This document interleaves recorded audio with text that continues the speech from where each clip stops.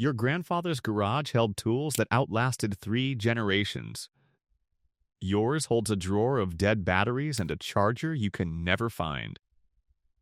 15 of these tools used to hang on every wall in America, and number one is sitting in some of your garages right now, and you have no idea what it actually does. Number 15. The hand-cranked grease gun. Sitting on a pegboard hook next to the oil cans was a steel grease gun you pumped by hand. No battery, no compressor, no charging dock. Every moving joint in the house got a shot before it ever had the chance to squeal the car's tie rods, the lawnmower wheels, the wheelbarrow axle, even the hinges on the cellar door that swung open every single morning for 30 years straight. One pump sent grease exactly where it needed to go, and a man could feel through his hand when the joint was full, something no modern cordless tool can tell you. Today's plastic grease guns crack at the seal within 2 years, leak grease all over the garage floor, and need a new cartridge every time you turn around. Your grandfather's gun outlived him. Number 14. The galvanized funnel set. Hanging in a row by size, small to large, these funnels did every job involving liquid that modern garages now solve with 5 different plastic gadgets. Pouring gas into the mower, oil into the crankcase, antifreeze into the radiator, even strained paint back into the can to save it for next year. One set of funnels handled it all without cracking, melting, or staining permanently like plastic does the moment it touches gasoline. A man bought this set once in 1958, and it was still hanging on that same nail when his grandson cleaned out the garage in 2003. That's not a tool. That's a small piece of permanence in a world that throws everything away. Number 13. The tool that almost nobody recognizes anymore, the hand-operated tire pump with the brass gauge. Long before gas stations had free air, and long before anyone owned a portable electric inflator, every garage kept a foot or hand-operated tire pump with a built-in brass pressure gauge bolted right to the hose.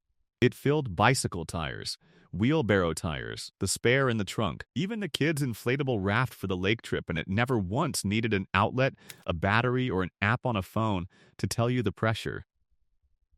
A flat tire at midnight wasn't a problem. It was a 5-minute job done by lantern light in the driveway. The modern inflator in your trunk right now has maybe an 18-month lifespan before the motor burns out, and most men have never even pumped up a tire by hand in their entire lives. If you're enjoying this trip back in time, go ahead and hit subscribe and tap that notification bell, because we're bringing back a piece of the past every single week. Number 12. The hand brace with the auger bit set. This was the slow, deliberate cousin of the hand crank drill, a sweeping arm you cranked in wide. Steady circles to bore large holes through thick lumber for fence posts, barn doors, and porch railings. It took muscle and patience, but it never needed a battery, and it never burned out a motor halfway through a job. A man building a porch swing frame in 1962 could bore 6 clean holes through solid oak without breaking a sweat or plugging anything in. The cordless drill in your garage today struggles with the same job after 20 holes. The battery dying right when you need it most. We traded patience for convenience and somehow ended up with neither. Number 11. The carpenter's chalk line and reel. A simple brass reel filled with blue or red powdered chalk, snapped tight against a board to leave a perfectly straight line for cutting, nailing, or laying out a fence. No laser required, no batteries, no calibration.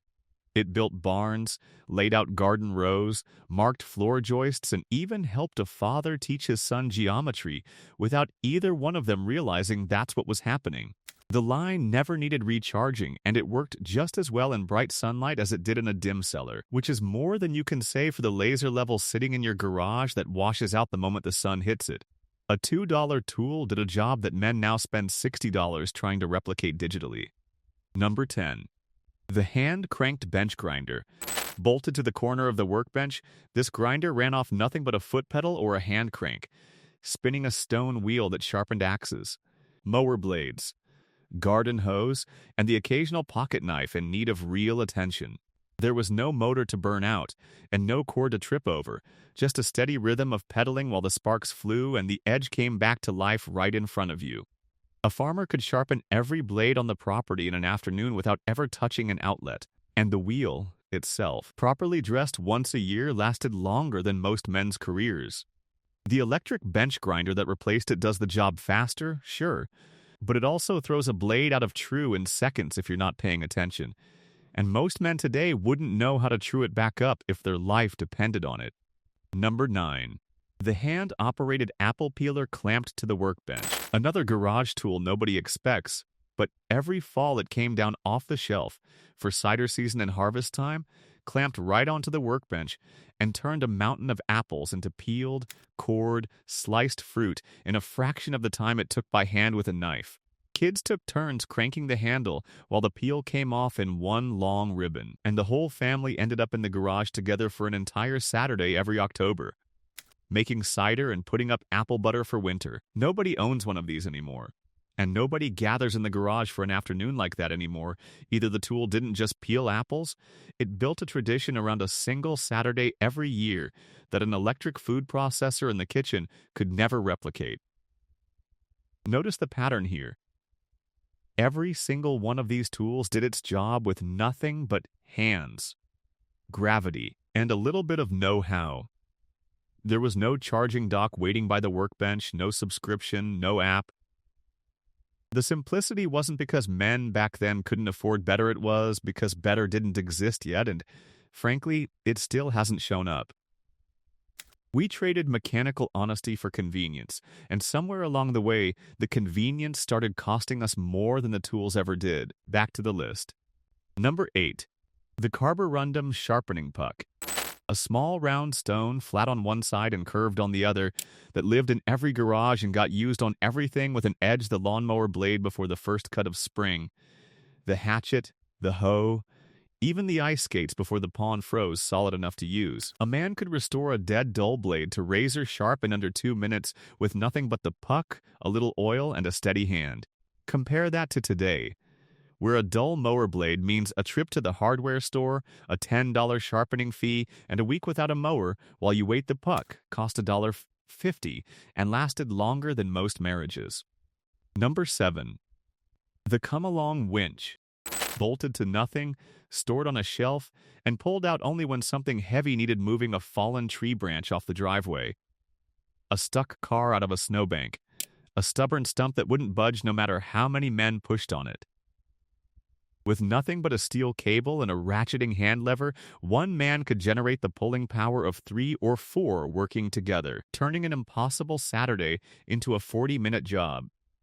There was no tow truck to call, no $80 call-out fee, and no waiting around for a stranger to show up. The come-along sat quiet on the shelf for months, and then, when it mattered most, it did the work of a small crew all by itself.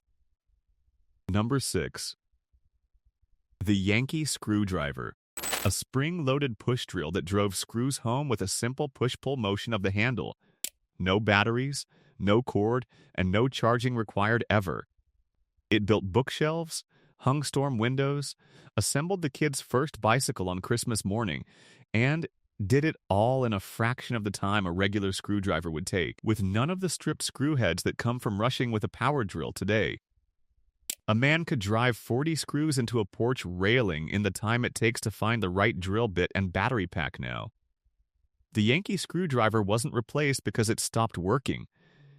It was replaced because nobody makes money selling a tool that lasts 60 years.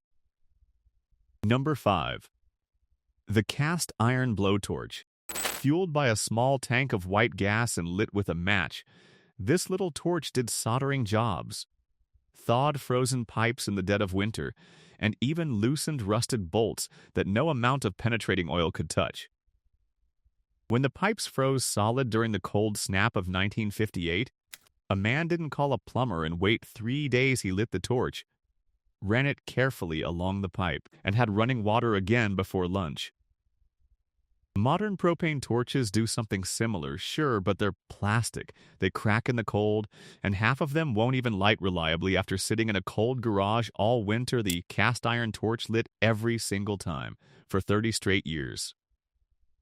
Number 4. The one almost nobody saw coming: the hand-cranked ice cream maker stored right there in the garage corner. It sounds like a kitchen item, but in most households this thing lived in the garage year-round because that's where the rock salt and the muscle were.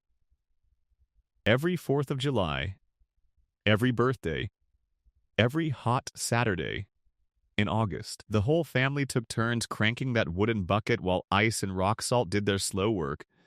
And there was no electric motor to do it for you. The cranking was half the fun and the other half was the weight. A family today buys a $40 electric ice cream maker, runs it for 15 minutes, and never once gathers around the back porch the way families did waiting on a hand crank to finish its job.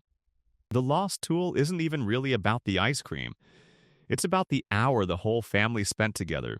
Because the tool demanded patience, nothing electric ever will again. Number 3. The leather-wrapped sledgehammer with the hickory handle. 12 pounds of honest iron on a hickory shaft that broke up concrete, drove fence posts, split firewood, and occasionally settled an argument with a stuck engine block that refused to come loose any other way. A man swinging that hammer could feel exactly how the wood flexed and absorbed the shock, and a handle like that, properly cared for with linseed oil twice a year, would outlast the man swinging it and get handed straight down to his son. The fiberglass handle on the sledgehammer in your garage today is lighter, sure, but it transmits every ounce of that shock straight into your wrist and elbow, and it cracks at the worst possible moment, usually mid-swing. Number 2. The hand-operated post-hole digger with the long wooden handles. 2 long handles crossed in a scissor motion, biting into the dirt and pulling out a clean, narrow hole for a fence post, a clothesline pole, or a mailbox, all without gas, oil, or a single drop of noise. A man could dig a dozen post holes down a property line in a single morning, working at a pace his body could sustain for hours, and the only thing that ever wore out was the edge on the blades, which a few strokes on the sharpening puck fixed right up. The gas-powered auger that replaced it digs faster, sure, but it also kicks like a mule, costs $400, and sits broken in the shed more often than it runs. The hand digger never once failed to start. Number 1. The one almost nobody under 60 has ever even held the brace-mounted hand vise with the swivel base. This wasn't the bench vise everybody remembers. This was a smaller, portable version that clamped to any board, sawhorse, or porch rail and traveled wherever the job was instead of forcing the job to come to it. A man could clamp it to the tailgate of his truck and do precision work in a field, clamp it to a fence post and repair a bicycle chain in the yard, or clamp it right onto a kitchen table to do delicate watch repair under good lighting. It turned anywhere into a workshop, and it asked for nothing in return except a few drops of oil on the swivel joint once a year. We didn't lose this tool because something better came along to replace it. We lost it because we stopped believing any job was worth bringing the workshop to. That's the real story behind every item on this list. It was never about the tools. It was about a kind of patience and self-reliance that quietly slipped out of the garage right along with them.